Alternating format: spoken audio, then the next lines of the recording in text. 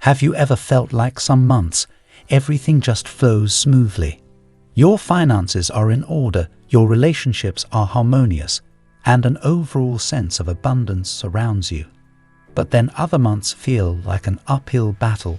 Money is tight, tensions are high with loved ones, and negativity seems inescapable no matter what you do. What if I told you that according to many cultural traditions and ancient philosophies, the energy you put out on the first day of a new month can dramatically impact whether the next 30 days bring prosperity or struggle? It may sound far-fetched, but for centuries, various practices like Feng Shui, Eastern religions, and other spiritual beliefs have warned that certain actions taken at the start of a new monthly cycle have the power to either attract abundance or poverty, good fortune or ruin into your life. From mundane tasks like washing laundry to more subtle things like the colors you wear, many cultures believe there are dons that can throw negative vibrations your way if you're not careful right out of the gate. So if you've ever felt like you just can't catch a break some months, let's look closely what are those stuff. Let me start with some of the household tasks and dynamics you'll want to be really mindful of on that first day of the new month according to many traditional beliefs. I know these may sound a bit strange at first, but see if any of them resonate with you. Number 1. Never, I repeat never, get into any arguments or fights with your family members or loved ones right out of the gate. Whether it's bickering with your spouse, snapping at your kids, or feuding with a roommate, these kinds of conflicts and negative interactions are a huge no-no according to various philosophies. You see, it's thought that whatever energy you put out on that first day will just multiply over the following weeks. So if you start month 1 with hostile fighting energy in your own home, well, you can expect a whole lot more of that draining drama to ensue. I'm sure we can all relate to how one bad argument tends to lead to more arguments, am I right? It's like the negativity gets embedded. So make a conscious effort to keep the peace that first day, even if someone really pushes your buttons. Don't engage, don't escalate, just rise above and refuse to start your month on that sour note. The same idea applies to number 2. Avoid disciplining, lecturing, or harshly correcting others, especially little kids. Again, many cultures believe you'll just be inviting and reinforcing more of that parent-child conflict and exhausting dynamic of constantly having to reprimand if you start the month off that way. Definitely still discipline if absolutely necessary, but maybe try to have a light touch and reset in a fresh, peaceful way once that new calendar page turns. Now number 3 is a fascinating one based on Feng Shui principles. It's suggested that on day 1 of a new monthly cycle, women specifically should not use scissors, knives, or anything involving cutting motions or severing. The idea is that this relates energetically to cutting away and severing things from your life, be it relationships, finances, opportunities. Definitely not the vibe you want to put out there as you're trying to welcome in new positives. So ladies, you may want to ask your husband or male partner to handle any cutting tasks that first day just to be safe. For all of us, number 4 is a big one to watch out for: breaking ceramic dishes, vases, mugs, or any fragile items made of clay. This is considered extremely unlucky according to multiple traditions. You see, the shattered fragments dispersing outward represent your wealth, good fortune, and blessings becoming scattered and fragmented for the month ahead. Not exactly an energetic state you want to create, right? So be very cautious handling ceramics that first day. And if any do happen to break despite your precautions, here's a key step. Make sure to very carefully clean up every last shard and piece, sweeping repeatedly to find them all. Then dispose of the entire bundle all together in one container. Don't let those dispersed broken pieces go in different waste baskets or areas. That would really cement and amplify the energy of your affairs being shattered and fragmented over the next few weeks. The final household precaution relates to laundry. Yeah, something as simple as washing clothes on the first day is actually discouraged based on certain Eastern philosophies honoring the water god. Now, you may have heard me talk about the powerful emotional properties of water and its ability to absorb and hold energies.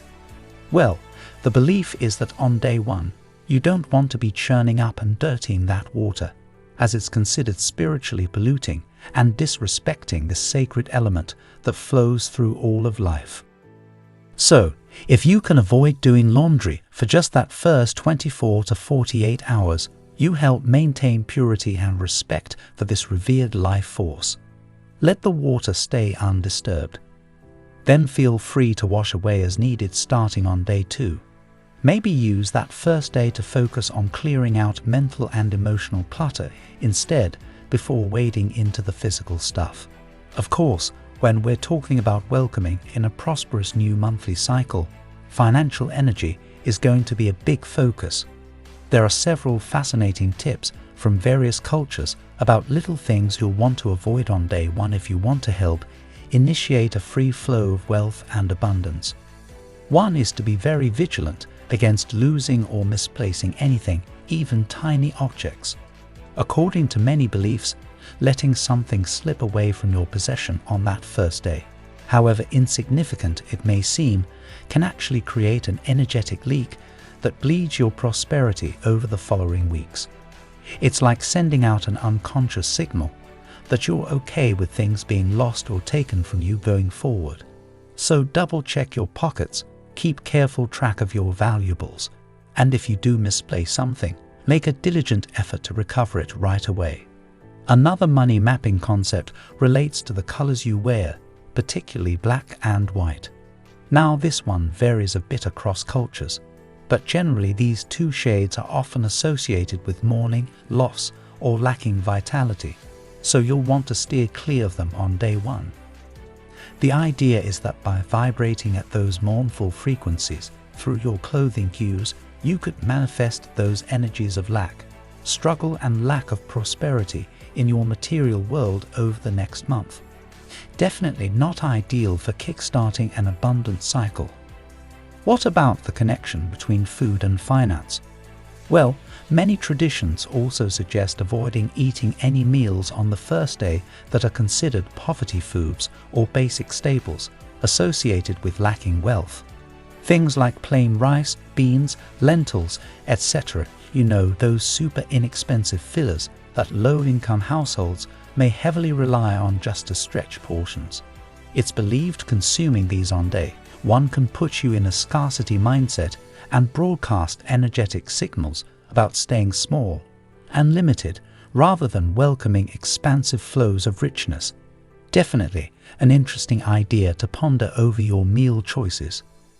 The core concept here is that the intention and vibration you broadcast through seemingly small, mundane actions on day 1 has a massive impact on the abundance trajectory for your entire upcoming month, according to many philosophies. But when you avoid leaks, stagnant energy, poverty mindsets, and cues of lack right out of the gate, you've set yourself up to welcome fresh prosperity.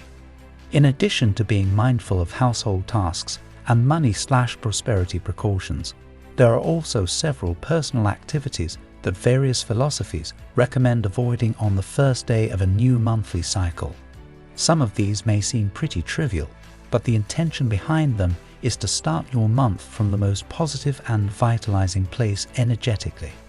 One suggestion that comes up frequently across multiple belief systems is to not take naps or excessively sleep during daylight hours on day 1.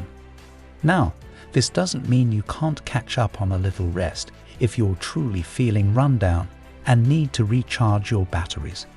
But in general, excessive daytime sleeping or laziness is discouraged because it can broadcast lethargic, stagnant energy that you'll be stuck in for the rest of the month. You want to come out vibrant and motivated. Here's another personal activity to avoid if possible: washing or wetting your hair. This relates to the idea that on day 1, you'll want to avoid metaphorically washing away any recent blessings, good fortune or prosperity markers you've accumulated before the calendar restart. Your hair and crown area is considered a powerful receiver of these positive energies. So by wetting or shampooing right away, some traditions believe you could inadvertently rinse off luck and abundance before it has a chance to really implant those fortunate vibrations.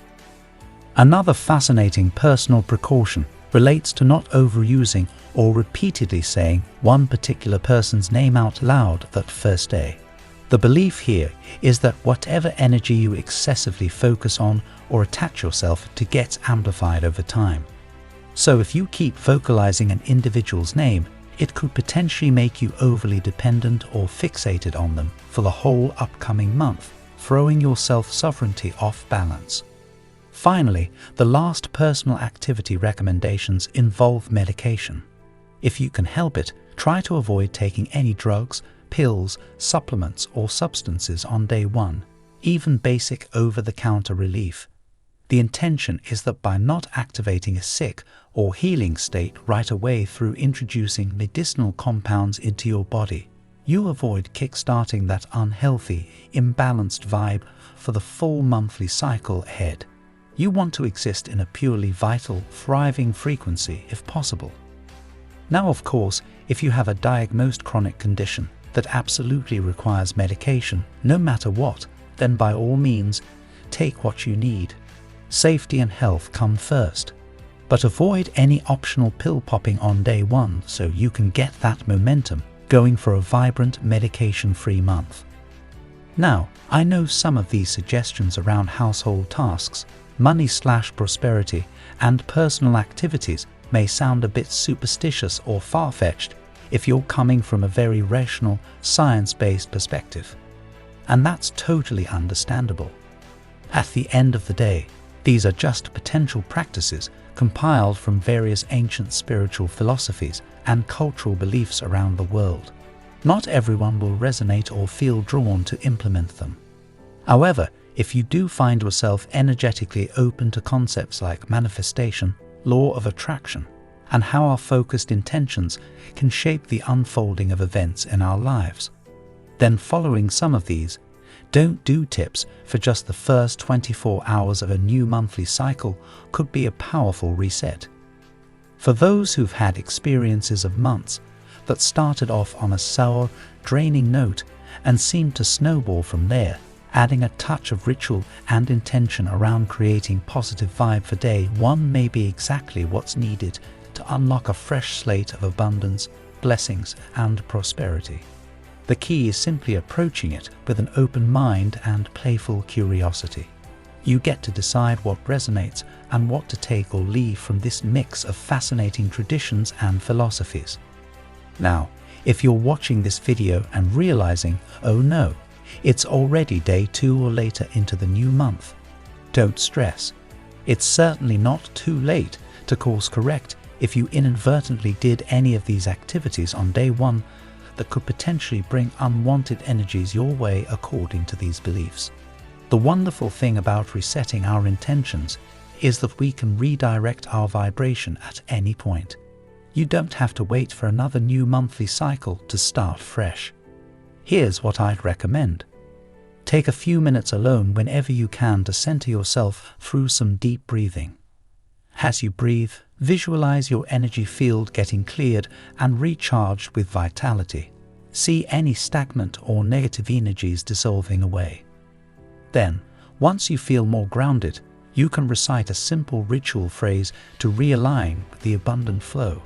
Something like, I redirect all my energy now towards positive vibrations of prosperity, opportunity, and blessings. Any previous unintentional actions that could have brought struggle or lack are now transformed and realigned with my highest good. You can say that out loud or in your mind's eye, whichever you prefer. But by making that clear intention, you signal your readiness to receive optimal fortune and richness. From there, you can even do a quick restating of affirmative wishes like, I open myself to financial flow. I draw ideal relationships and circumstances to me.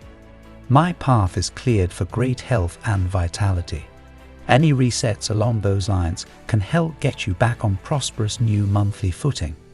The key is simply not resigning yourself to lack if you didn't happen to follow all the day one precautions. Use your conscious power to realign and welcome in the positive at any point. So don't beat yourself up if you missed day one. You've got this. Just reset and refocus, and get ready to receive those abundant gifts headed your way.